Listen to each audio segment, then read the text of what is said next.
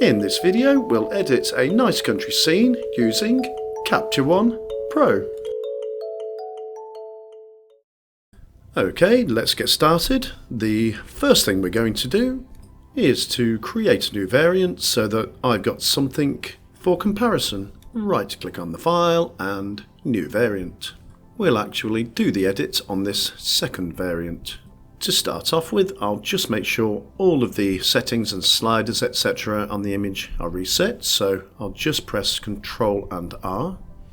Okay, that's all fine. Now onto the Colour tab and select Base Characteristics.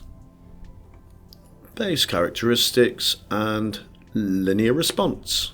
I much prefer to use the linear response curve on landscape edits.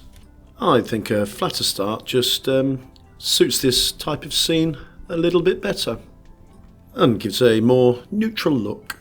Okay, let's get on to the first adjustment, white balance. Select the white balance picker and pick somewhere in the screen that is supposed to be grey. This cloud will do. There we go, that's fine. It was pretty much spot on from camera anyway. And the next thing to do is to straighten the scene. As you may have noticed, the image is just slightly wonky, on a bit of a slope. Just grab our straighten tool. Okay, I think if I select between that part of the fence and that part of the fence, make the fence level, then the rest of the scene should be fine. So just click between the 2 points of the fence and that seems okay. Yep, that looks pretty straight to me, so grab the hand tool and take a look. And that's done quite a good job, that's straight enough for me. Okay, next I think I'll check sharpening. Go into the sharpening tab. And let's zoom in a little bit with the mouse wheel to see how sharp the image is at the moment. Okay, the default sharpening looks pretty good. I took this image with my A6300 and my Sigma 56mm 1.4, which is a fantastic lens, very sharp, even wide open at 1.4. Just a beautiful lens. But I think I will just make sure the sharpening is spot on. To start with, I'll just bring down the radius and up the amount, and then just bring up the radius bit by bit until it's just sharp. Then I bring down the amount and slowly bring it back up again until it's just sharp. And there, that's about right. And halo suppression, I usually have the halo suppression quite high, so bring that up to about there. I think that works fine. The halo suppression is a great slider. It really does allow you to increase your sharpness without the horrible halo effect. It works a treat. That'll do. Okay, so let's just get back to our normal view, and I think we're done for our basics. Let's move on to exposure. With the basic prep sorted out, let's go over to our exposure panel. Select exposure. In here we'll set up our basic brightness and contrast, etc. The first thing I'm going to do is just to bring down the exposure just a tad to reveal the sky a bit and give myself some wiggle room. A little overexposed, but I think we can rescue it. Next I'm going to up the saturation, so bit by bit bring up the saturation to around, I think that will be fine. The lovely thing about Captue One is it allows you to bring the saturation up quite high and it controls the effect so you don't ruin your image, or it's hard to. And it automatically adds vibrance. It's like magic. Magic from the boffins at Captue One. Okay, I'm liking the look of that so far. It's a very nice start. Next we go to the levels tool and add a little bit into the blacks, like so. And then we'll look at the whites.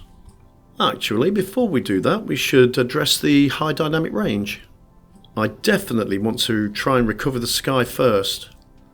Okay, select our highlights and bring up the slider and watch the sky, watch the detail in the sky come back as the sky darkens. I think that's fine.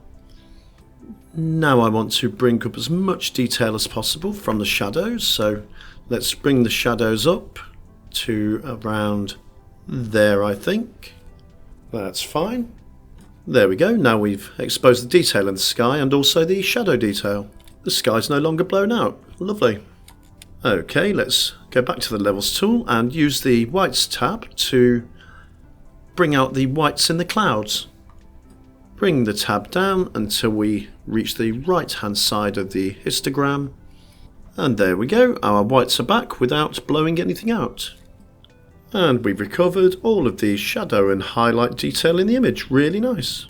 Just a tiny tweak to the midtones to stop it looking washed out. And there we go. Lovely.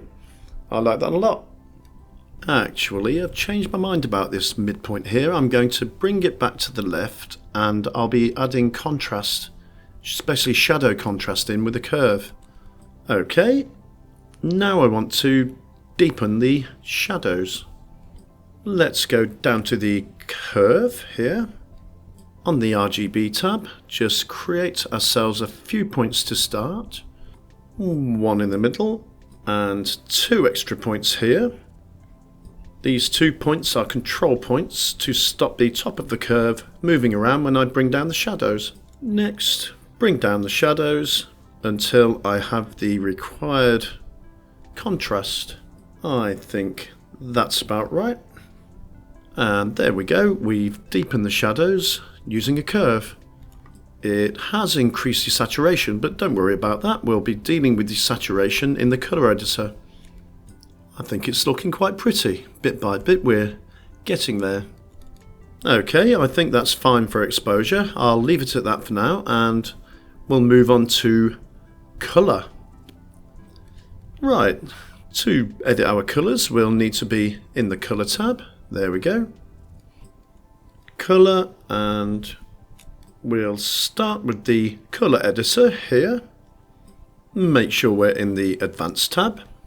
And first of all, I'm going to do something about toning down the greens. Choose the colour picker and then select a green on the image.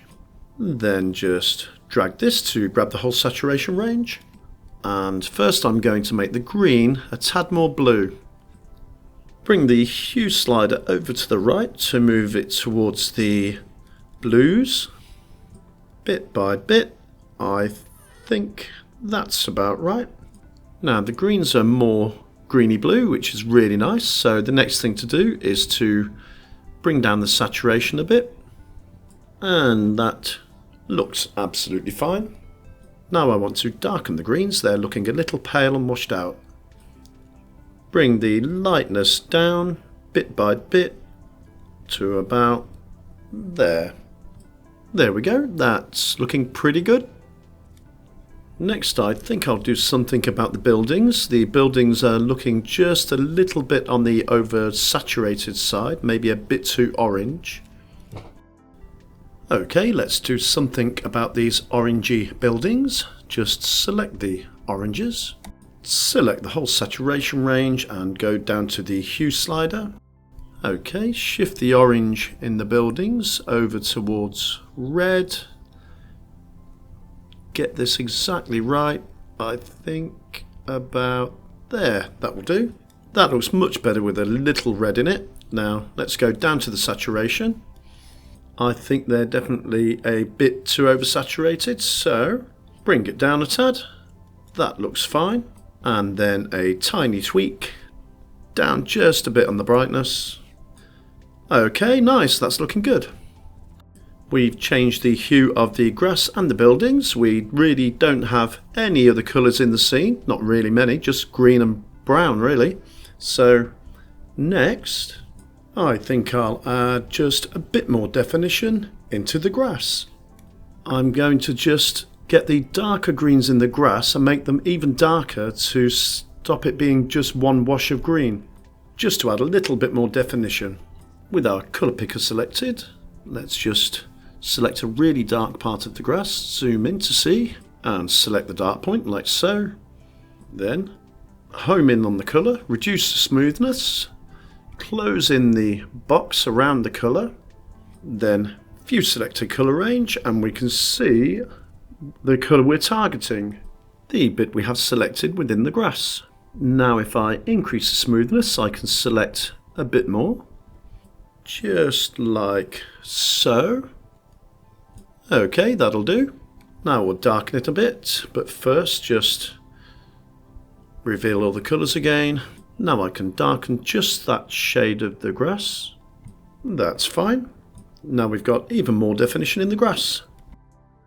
Another quick tweak on the smoothness just to get it right. I think about there. Lovely. Okay, I think we're done with the colour editor. That looks pretty nice. I'm happy with that. And it's time to go over to the colour balance. I want to make the shadows a little bit more bluey green and just warm up the midtones a bit. So over in our colour balance, make sure shadows are selected and then bring the circle over towards the bluey greens. Then I'll just move the handle to make it a little bit more teal. That's good. Now into the midtones and move the circle towards the oranges to warm the scene up. Let's just have a quick fiddle with the amount. That's okay. I think that looks really nice with slightly warmer midtones.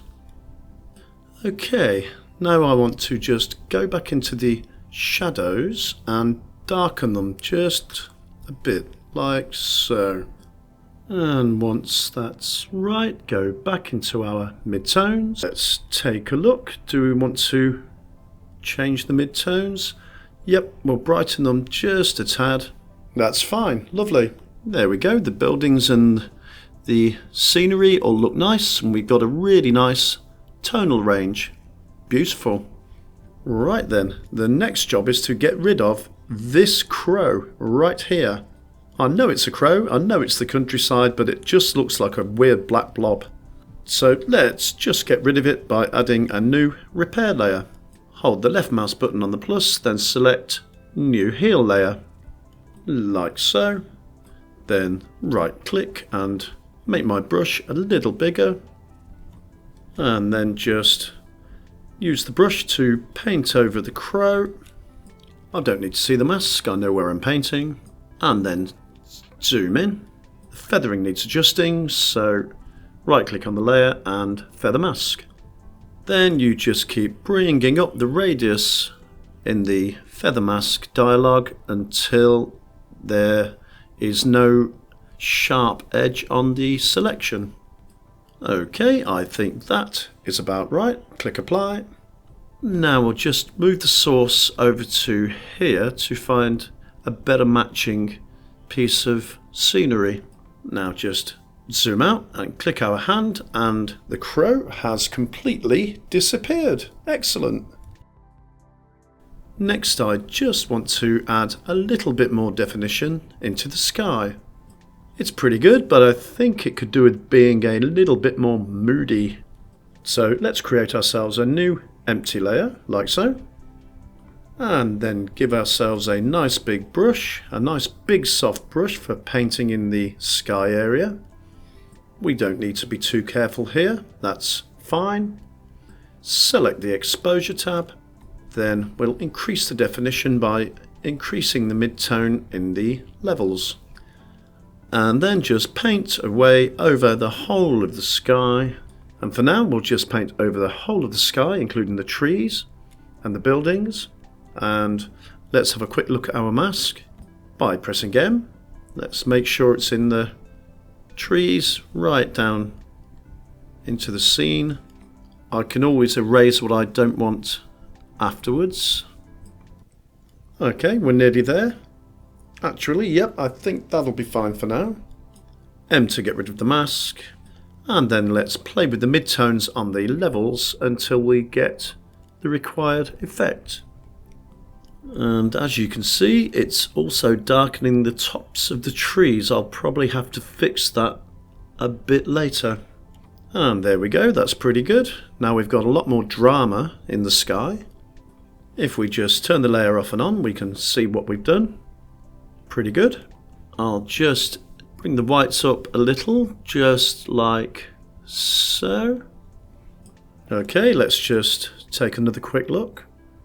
I don't like the way it's darkening the trees too much, so I'll press E to bring up the erase brush, reduce the opacity of my brush down to about there, and then just dab away, erasing it from the trees. Yeah, that's looking better. Trees should silhouette against the sky a little bit, I suppose, but not in this case. There we go, I think that's right. Let's just have a look. Great. I think that's looking really cool.